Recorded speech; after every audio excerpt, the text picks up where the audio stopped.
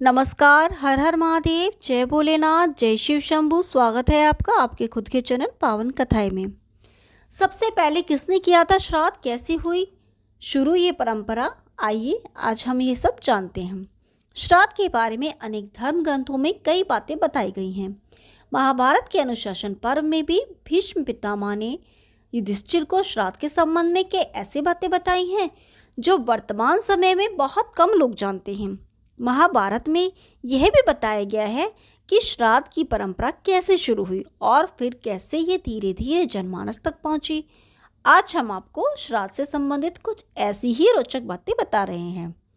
सबसे पहले निमि ने शुरू की थी श्राद्ध की परंपरा। महाभारत के अनुसार सबसे पहले श्राद्ध का उपदेश महर्षि निमि को महातपस्वी अत्रि मुनि ने दिया था। इस प्रकार पहले निमि ने श्राद्ध का आरंभ किया, इसके बाद अन्य महर्षि भी श्राद्ध करने लगे। धीरे धीरे चारों वर्णों के लोग श्राद्ध में पितरों को अन्न देने लगे। लगातार श्राद्ध का भोजन करते करते देवता और पितर पूर्ण तृप्त हो गए। कैसे पितरों को हो गया था अजीर्ण रोग, आइए जानते हैं। श्राद्ध का भोजन लगातार करने से पितरों को अजीर्ण, भोजन न पचना रोग हो गया था और इससे उन्हें कष्ट होने लगा। तब वे ब्रह्मा जी के पास गए और उनसे कहा कि श्राद्ध का अन्न खाते खाते हमें अजीर्ण रोग हो गया है, इससे हमें कष्ट हो रहा है, आप हमारा कल्याण कीजिए।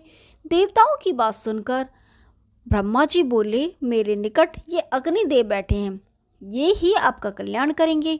अग्निदेव बोले, देवताओं और पितरों, अब से श्राद्ध में हम लोग साथ ही भोजन क्या करेंगे। मेरे साथ रहने से आप लोगों का अजीर्ण रोग दूर हो जाएगा। यह सुनकर देवता व पितर प्रसन्न हुए। इसलिए श्राद्ध में सबसे पहले अग्नि को भाग दिया जाता है। महाभारत के अनुसार अग्नि में हवन करने के बाद जो पितरों को नियमित पिंडदान दिया जाता है उसे ब्रह्म राक्षस भी दूषित नहीं कर सकते। श्राद्ध में अग्निदेव को उपस्थित देखकर राक्षस वहां से भाग जाते हैं। सबसे पहले पिता को, उनके बाद दादा को, उसके बाद परदादों को पिंड देना चाहिए। यही श्राद्ध की विधि है। प्रत्येक पिंड देते समय एकाग्रचित्त होकर गायत्री मंत्र का जाप तथा सोमाय पितृमते स्वाहा का उच्चारण करना चाहिए। रजस्वला स्त्री को श्राद्ध का भोजन तैयार करने में नहीं लगाना चाहिए। तर्पण करते समय पिता, पितामह आदि के नाम का स्पष्ट उच्चारण करना चाहिए। किसी नदी के किनारे पहुंचने पर पितरों का पिंडदान और तर्पण अवश्य करना चाहिए। पहले अपने कुल के पितरों को जल से तृप्त करने के पश्चात मित्रों और संबंधियों को जलांजलि देनी चाहिए।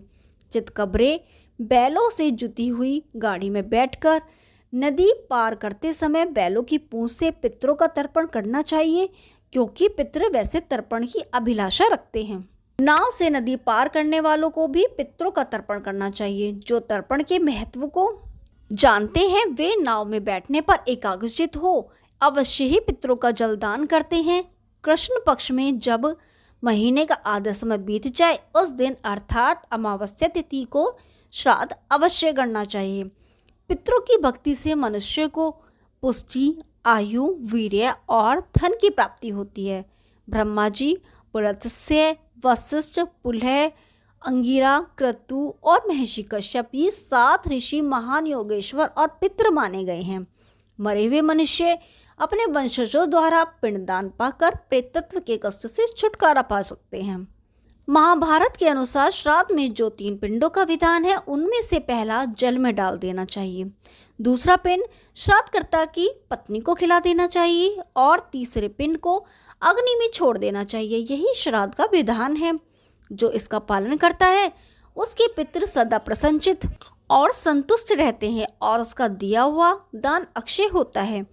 पहला पिंड जो पानी के भीतर चला जाता है वह चंद्रमा को तृप्त करता है और चंद्रमा स्वयं देवता तथा पितरों को संतुष्ट करते हैं। इसी प्रकार पत्नी गुरुजनों की आज्ञा से जो दूसरा पिंड खाती है उससे प्रसन्न होकर पितृ पुत्र की कामना वाले पुरुष को पुत्र प्रदान करते हैं। तीसरा पिंड अग्नि में डाला जाता है, उससे तृप्त होकर पितृ मनुष्य की संपूर्ण कामनाएं पूर्ण करते हैं। हर हर महादेव। यदि आपको ये जानकारी पसंद आई तो वीडियो को लाइक कीजिए, शेयर कीजिए और चैनल को सब्सक्राइब कीजिए। हम आपके लिए ऐसी रोचक जानकारियाँ लाते रहेंगे। तब तक के लिए नमस्कार।